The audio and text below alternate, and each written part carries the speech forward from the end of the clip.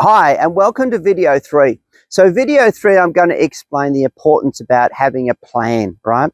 And this is just so important because there are two important people in this game. There are property collectors and there are property investors. The property investors actually are the ones that are retired and living off their portfolio, like myself and a lot of my other clients, right? So they're living off. There's only 3% of those. The rest are property collectors. They buy properties because they just like it, because it's got a nice red door and a good kitchen, and they think that that's property investing. But the property has to be related to the plan. The plan is the sequence, and you have to start with the end goal in mind. Now look at this example here. I bring up this one a lot because it's all about a pilot, right?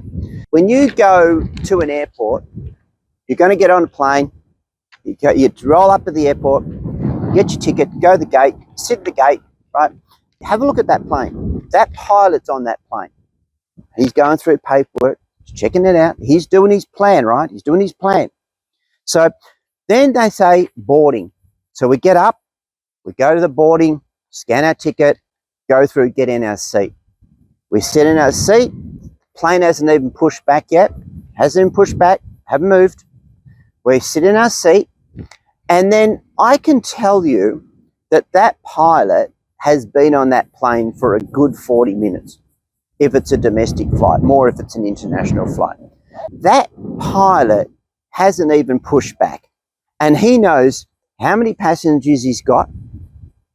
He knows which runway he's going to take off from, in what direction he's going to take off from.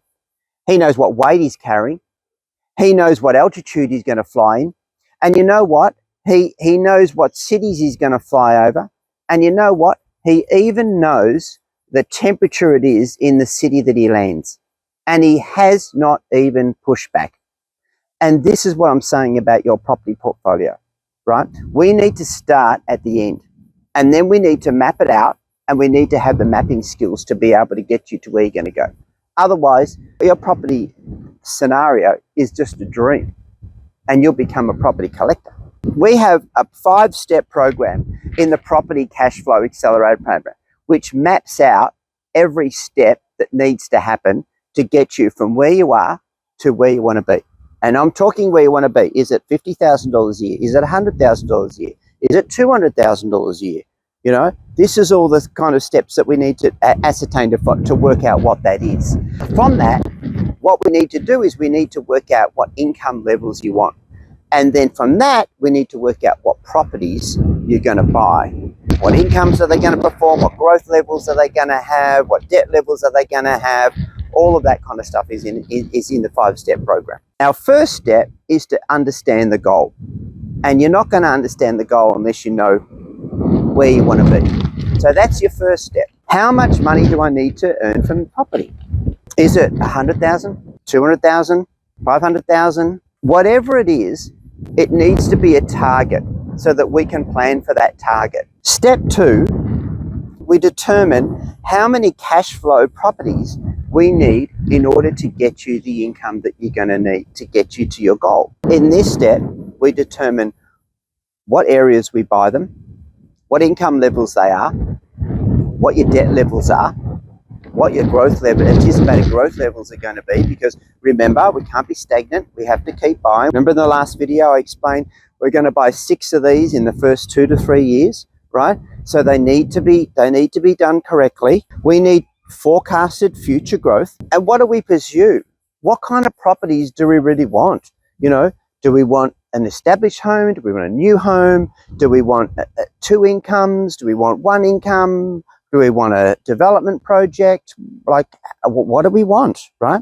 Then we secure the finance for the investor and we tell the lender what our plan is. This is our plan. This is what we're going to do to get us to where we're going to go. And this is the data that we're going to use to be able to give you the plan, right? So they need to see the plan, right? They need to see not only you need to see the plan, they need to see it because they're backing you. So they need to have confidence in what you do. So we have to put a plan together and say, this is how we're going to get to where we're going to go, right? Step 3 is to locate the right property. This is the mistakes that I see with people all of the time. They buy the wrong properties. And my system's all about buying the right properties in the right locations, that has all the right fundamentals and is absolutely structured the right way to be able to give us the results that we want. So what we need to find out is, has it got the growth potential to allow us to go to the next one? Is it on the right size block of land to be able to do what we want to do? Is it a new property? Is it an old property? What's the land size? Critically, we have to understand the building configuration. So if we're going to do a renovation or we're going to build, we have to have the right configuration for this property to work. For example, a 3-bedroom and a study is better than a 3-bedroom house. It'll get you more rent and it will get you more valuation. So things like that, where we can add really small details, but they're really big in the end, right? Because the person that is going to help you with your property portfolio, it's not me, it's not the bank, it's not your wife, it's not your husband, right? Who it is the bank valuer. So what we have to do is we have to do everything we can to show that this property is better than that 3-bedroom down the road. And this is why. We have to make this property highly desirable in both a rental market and also a revaluing scenario. These are the two things we need to do, and this is vitally important. This is why I see so many people go wrong in this game, is they don't get this right. They think this 3-bedroom house is the same as that 3-bedroom house, and it isn't. Fourth is that we build it. If you know what you're doing, you can put together a nice build that gets you the results that you want. But if you're a first timer at this, or you've only done 1 or 2 builds, you won't really know what things to put into a house to be able to give you the most bang for your buck, right? So these are all the things you need to consider when you're going into all of this. I employ a building consultant.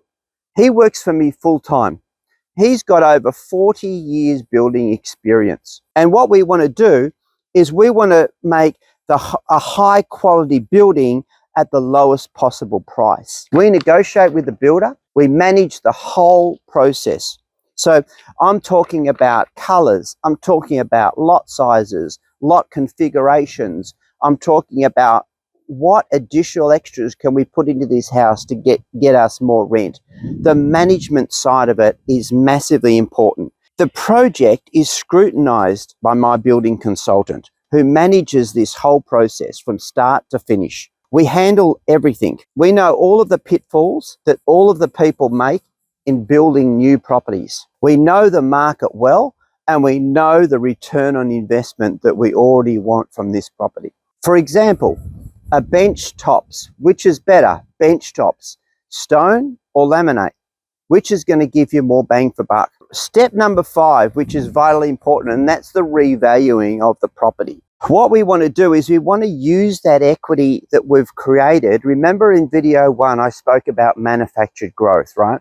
Manufactured growth is so important in this game because we effectively create the market, right? We're creating the market. So as I said to you before, we don't wait for that market to happen. We already create that market. So with our system, with the cash flow property, we make money regardless. If that property, if that area, that property, that market, it goes down, we'll make money. If that market has stayed the same, we'll make money. If that market has gone up, which we know it's going to go up because we know that we're buying in the right areas, we know that the growth is imminent, we know where we are, we've bought the right property, we've put everything together, we've done all the configuration, we've got the right block, and that market rises, which we know it will, we're going to make an enormous amount of money. So you can see now the importance of the Property Cash Flow Accelerator program, right? It couples all of the processes that I've said before, and it puts all of the steps together. So let me just give you a real life example. This client here, right? This client's been in our cash flow accumulator system for about 4 years. Next year, they'll leave the system. Now, when they came to us, right, they had a commercial property that had about $600,000 in equity, and they had a unit, right? The unit was fully paid off and it was worth about $900,000. So let's say that collectively this client came to us with $1.6 million. So this client came to us with two properties. The first one was mortgage free at $900,000. The second one had $600,000 worth of equity. So totally together, it was 1.5. Now, with our cash flow accumulator program, we developed a plan to build equity. So what we did was we first bought this property down here. So its market value at the moment is $850 and it's getting a rent of $860 a week. Okay, our mortgage is $282. You can see that there. And then what we did is we then bought the next property. The next property is valued at 1.1. Okay. And we also got a rent of $1,260 on that property, and we owe $455. We then got another property, and that'll be valued at around the $800 with a rent of $980. And we also have an original house, our PPR at the moment, worth $2.3 million and a mortgage of $340. So we did this first one in the beginning. It was a splitter block. So what we did is a development. So we had one house. We renovated the front house. We then split the block and we built at the back. So we sold the front house. We're going to sell the back house, which is the $2.3 million. And the profit in that particular deal was over $1 million. So we've made $1 million just on that deal. But the balance of this portfolio at the current stage is around $6.4 million. You see up the top here, $6.4 million market value. And we have a mortgage of $1.5 million. So our equity position at the moment is sitting around $4.9 million. Our next step is to sell the $2.3 million property, okay, and do another property development. After we've already identified the development that we're going to do, and we believe if we invest $1 million, then the profit on that particular deal within 12 months will make $500,000 easily within 12 months. Now, this isn't luck. This is a deliberately planned property investing using our cash flow accelerator program. So you can see now how powerful this is all put together. And these figures in here can be swapped and changed at any point. So we want to sell this property, we can just delete that from the system and then add another one.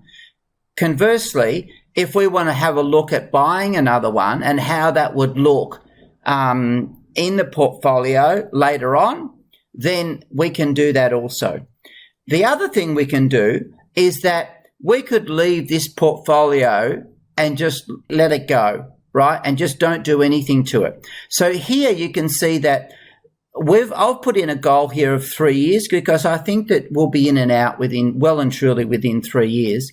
But the cash flow on this property is $106,000. Now, if I move that to 10 years, our cash flow position is now $160,000 and our net equity is $8.9 million, right? With a property portfolio of $10.5 million. So I hope you've liked that. That's a bit of a sneak shot about how the system works with our cash flow accumulator system.